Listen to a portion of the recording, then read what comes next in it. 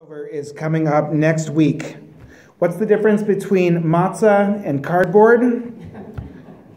Cardboard doesn't leave crumbs all over your floor. What's the best kind of cheese to make matzah pizza? What? Mozzarella, that's right. What do you call a person who derives pleasure from the bread of affliction? A masochist? No laughs for that one. Okay. Seriously, though, that was a belated laugh, maybe. Seriously, though, I always find it interesting this time of year that so many churches hold Passover Seders. The reason for this, I suppose, is the belief that the Last Supper was a Passover Seder. With all due respect to Leonardo da Vinci, I can assure you that the Last Supper definitely was not a Passover Seder.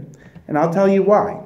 First of all, in the Christian scriptures themselves, the Gospel of John states quite clearly in chapter 19 that Jesus was crucified on the day of preparation before Passover. Now, anyone who has ever hosted a Passover Seder knows that the day of preparation is spent getting the table set with all the dishes, cooking enough food to host an army, chopping charoset and getting some of your knuckles in there, picking people up at the train station, and arguing with anyone who dares to step foot in the kitchen.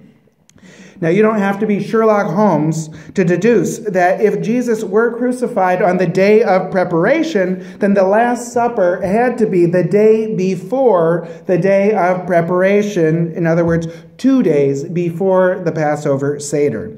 Secondly, the Gospel of Mark records that Jesus took bread at the meal. Now, Mark was originally written in Greek, a language which has separate words for leavened bread and unleavened bread. For example, 1 Corinthians 5:8 reads, "Therefore, let us keep the feast not with the old leaven," and forgive me for not pronouncing this correctly, but I believe it's pronounced jimmy, neither with the leaven jimmy of malice and wickedness, but with the unleavened bread, agimos, of sincerity and truth. Now, if in fact the Last Supper had been a Passover Seder, then Mark 14:22 would have recorded that Jesus ate agimos, the unleavened bread. Since Mark does not, then it could not have been a Passover Seder. You can't have a Passover Seder with challah. Incidentally, one time many years ago, long before I became a rabbi, I was hosting a Seder in San Francisco, and somebody showed up with a challah after I had spent all day long koshering the kitchen and getting ready for the Seder, and you should have seen the look on his face when his girlfriend explained to him why we couldn't have the challah at the table with the matzah, and tragically, he was actually Jewish, but he had just forgotten. So let that be a lesson to you. Don't be that guy. Do not bring a challah to the Passover Seder, whatever you do. Back to the sermon.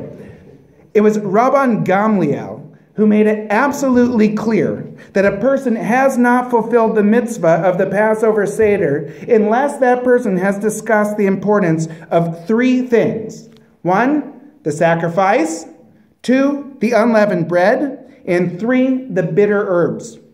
In Mishnah Psachim 10:5, Gamliel goes on to explain that the sacrifice must be understood in terms of God passing over the houses of our ancestors in Egypt so that they could offer sacrifices to God in the Promised Land. The unleavened bread reminds us of the haste with which our ancestors fled Egypt. And the bitter herbs must recall the bitterness that the Hebrews endured as slaves in Egypt. In contradistinction to Rabban Gamliel, Mark 14 describes the Last Supper with no mention of the bitter herbs and no interpretation of the sacrifice. Furthermore, the symbolism that Mark ascribes to the leavened bread is completely different from the Jewish understanding of the unleavened bread as reminiscent of rushing out of Egypt before the bread even had time to rise. Moreover, Mark describes the leavened bread eaten by the disciples as symbolic of consuming the body of Jesus. Now, Jewish people are known to eat all kinds of weird and crazy foods, including matzah, gefilte fish, and schmelz. But there is no Jewish tradition of consuming the body of Jesus. Any meal in which leavened bread was consumed as though it were the body of Jesus could not, by definition, be a Passover Seder. Therefore, according to the Jewish traditions prescribed by Rabban Gamliel, the Last Supper could not have been a Passover Seder because the raison d'etre of the Seder is to ritually interpret the meal in terms of our redemption from Egypt. Given the fact that the key elements of a Passover Seder are missing in the book of Mark, the bread is not unleavened, and the book of John clearly states that the Last Supper took place 2 days before the Passover Seder, my studies of the Christian scriptures themselves have taught me that the Last Supper could not possibly have been a Passover Seder. Surely Jesus must have had a Last Supper of some sort before he was crucified. It just wasn't a Seder. So why is it so important to dispel the myth that the Last Supper was a Seder?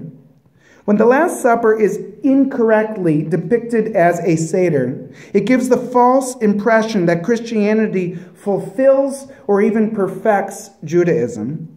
Christianity is as fine a religion as any other religion, including Judaism, but each religion brings something unique and different to the table.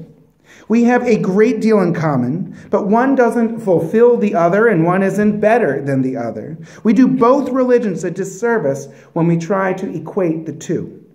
I encourage my Christian friends to follow the path that is true to them, just as I encourage my Jewish friends to follow the path of our traditions.